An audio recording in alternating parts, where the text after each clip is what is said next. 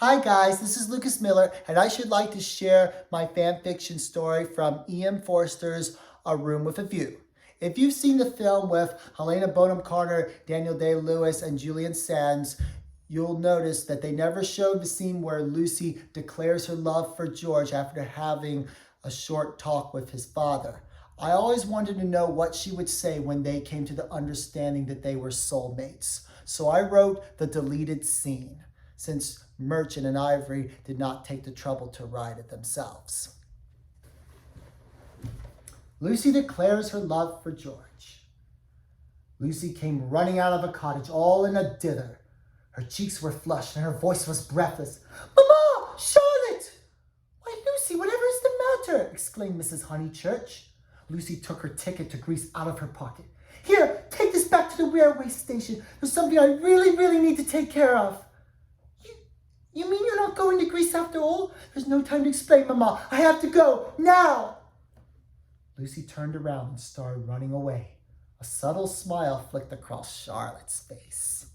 She had had a long talk with Mr. Emerson and knew where this was headed. "But, Lucy," cried the mother, "where are you going?" "I don't know," Lucy called from over her shoulder, "but I will be back and I will find him again." "Him? Driver, take us home," said Charlotte. "Where?" "To Windy Corner." "I don't understand," said Lucy's mother. "What is she doing, the fool?" "Mrs. Honeychurch," said Charlotte, laying a warm, reassuring hand on her lap. "Mrs. Honeychurch, we are all fools in love." Lucy ran through the town like a madwoman, hat coming unpinned, hair falling out of place here and there. Nothing mattered now but to find the one whom she secretly adored, although her pride would never have allowed her to admit it. Would he believe her now, after she had lied to everyone, including herself? Even if he turned her away, seeing him face to face one last time would be better than not seeing him at all. She stopped and sat down on the pavement to breathe herself. What was she doing, running helter-skelter like this? He could be anywhere in town, and her chances of spotting him would be as plausible as finding a sixpence in the grass. Then it dawned on her. Perhaps he had gone to the forest behind her house one last time before moving back to London.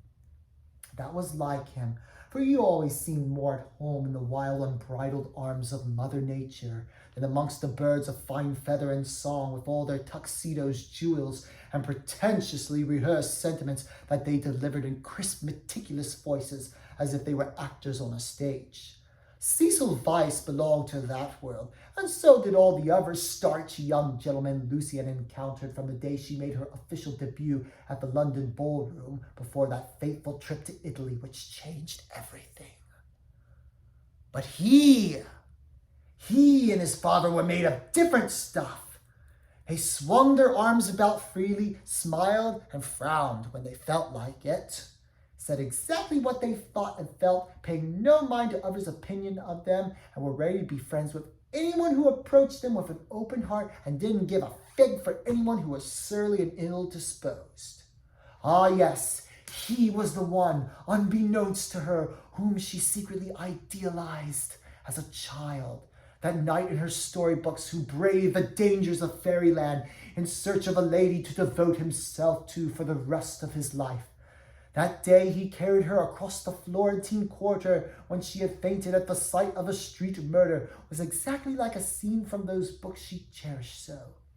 She thought about how warm and secure she had felt as she regained consciousness, like a baby in a mother's arms. Lucy wiped a tear from her soft, rosy cheeks and looked up at the sky. "Please, God, let me find him again." The pool where George and his friends had frolicked like satyrs and fauns in the mythological painting remained the same in all its crystal glory, with lily pads and reeds accenting the edges. The oaks spread their thick, strong arms over the spot like a canopy. Rays of sunlight found their way through the bright green leaves. A flock of doves were foraging in the grass. Startled at her intrusion, they left in a flurry of feathers. Lucy felt rooted to the spot, for there he was, tall, thin, and graceful, hair the color of gold, and eyes as blue and radiant as the ocean. He turned his head from a spot where he had been closely observing the doves. For a moment, they stared silently at each other as if in a trance. "George?" Lucy took a deep breath and straightened her shoulders.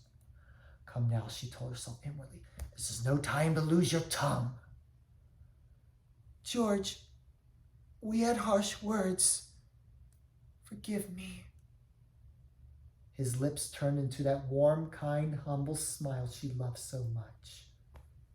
"I could never be angry at you for long," he said. "I am glad to see it is in your nature to forgive." Lucy stopped. She knew she was merely being pretentious again. Her lips began to tremble and she could contain herself no longer. She ran to him, threw herself into his warm, secure arms, and cried, "Oh, George, forgive me. I was afraid to love, afraid of my feelings. But I'm here now.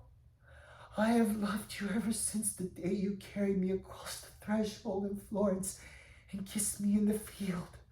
My heart feared and loved you all at once. Yes, you've begun this affliction of love that kept on growing and has never let go, but overwhelmed and possessed me. But Cecil," stammered George. "I called it off," said Lucy. "It just wouldn't have been fair to Cecil. There would never be anyone in the world for me but you." "Oh, Lucy," said George, close to tears himself. He took her face in his hands and kissed her once more in that grand, sensuous manner she loved so much. His arm slid across her waist as he fondled and caressed her neck and shoulders. "Will you have me as your wife and the mother of your children?" she asked nervously. He laughed. "With all of my heart!" A crystal droplet found its way through the canopy of branches and trees. It was shortly followed by a million little diamonds that made ripples in the pool. He looked at the sky and began to laugh. And what a laugh his was! Sweet as music to Lucy's ears. Lucy followed her natural urge to shove him playfully, pick up her skirts, and run through the forest, with him trailing not far behind. The end.